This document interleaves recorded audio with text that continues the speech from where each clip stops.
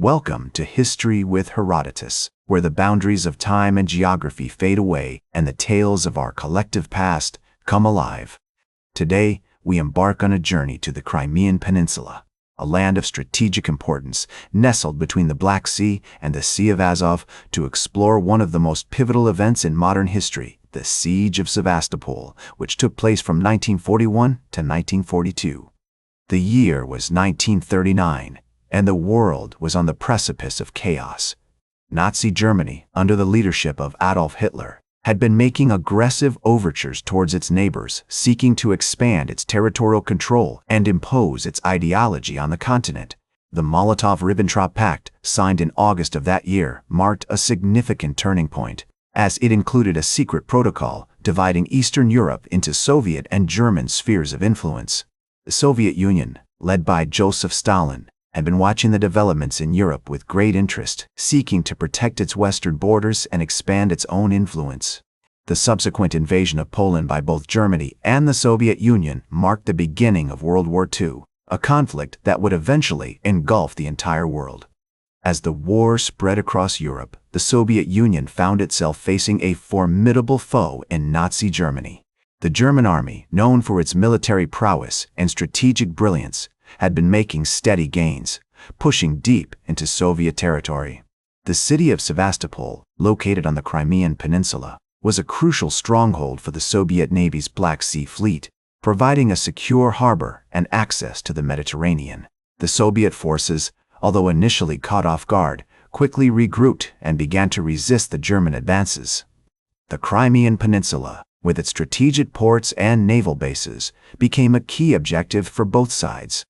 As the German army pushed deeper into the Soviet Union, the city of Sevastopol became increasingly isolated. The Soviet forces, under the leadership of General Ivan Petrov, prepared to defend the city against all odds, knowing that its capture would give the Germans control over the Black Sea and access to the Caucasus region with its rich oil fields.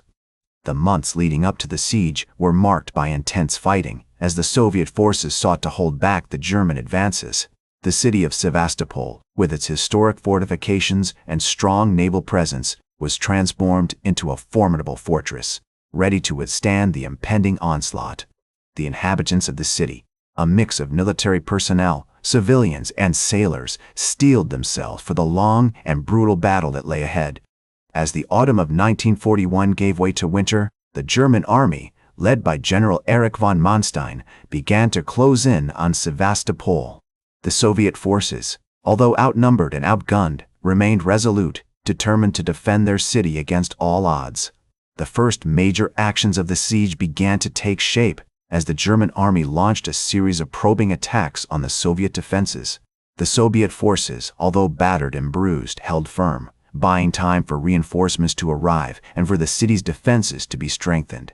As the snows of winter began to fall, the city of Sevastopol was transformed into a frozen landscape of war, where the boundaries between life and death were constantly blurred. As the winter of 1941 deepened, the German army, undeterred by the harsh weather conditions, continued to press its assault on Sevastopol. On December 17, 1941, General Erich von Manstein launched a major attack on the Soviet defenses, hoping to break through the lines and capture the city before the onset of the new year. The Soviet forces, however, were well prepared and put up fierce resistance, repelling wave after wave of German infantry and armor. The battle raged on for days, with both sides suffering heavy casualties. The Soviet defenders, although outnumbered, held their ground, using the city's fortifications and terrain to their advantage. On December 24, 1941, the Germans launched a particularly brutal assault on the Soviet positions, but were met with fierce resistance, including a barrage of artillery fire that inflicted significant losses on the attackers. As the year drew to a close, the Soviet forces had managed to hold off the German advances, but at great cost. The city was in ruins, and the inhabitants were struggling to survive amidst the rubble and debris. Despite the hardships, the defenders of Sevastopol remained resolute, buoyed by the knowledge that they were fighting for their homeland and their very way of life. In the early days of 1942, the German army launched a series of smaller-scale attacks on the Soviet defenses, hoping to wear down the enemy through sheer persistence. However, the Soviet forces, now bolstered by fresh reinforcements and supplies, were able to repel each attack with increasing ease. On January 8, 1942, the Soviets even managed to launch a successful counterattack, pushing the Germans back from their positions and inflicting significant losses on the enemy. As the weeks turned into months, the Siege of Sevastopol became a war of attrition, with both sides dug in and determined to outlast the other. The city was transformed into a vast, frozen graveyard where the bodies of the dead and wounded lay strewn about and the living struggled to survive amidst the ruins. The months of March and April 1942 saw a lull in the fighting as both sides regrouped and reassessed their strategies. The Germans, realizing that a direct assault on the city would be too costly, began to explore alternative options, including a potential amphibious landing behind Soviet lines. Meanwhile, the Soviets, aware of the German plans, worked tirelessly to strengthen their defenses, building new fortifications and laying mines in preparation for the next phase of the battle. As the spring of 1942 arrived, the German army, under the command of General Erich von Manstein, launched a renewed assault on the Soviet defenses at Sevastopol. The attack, codenamed Operation Storfang, began on June 2, 1942. And was marked by intense artillery bombardments and aerial bombing raids. The Soviet defenders, now led by General Ivan Petrov, put up fierce resistance, but were ultimately unable to withstand the overwhelming German forces. On July 4, 1942, after a brutal and devastating siege that had lasted for 248 days, the city of Sevastopol finally fell to the Germans. The Soviet defenders, exhausted and depleted, were forced to surrender, marking one of the most significant victories for the Axis powers on the Eastern Front. As General von Manstein noted in his memoirs, the capture of Sevastopol was a major achievement, one that secured the Crimea for the German army and paved the way for further advances into the Soviet Union. The conclusion of the Siege of Sevastopol marked a significant turning point in the war on the Eastern Front.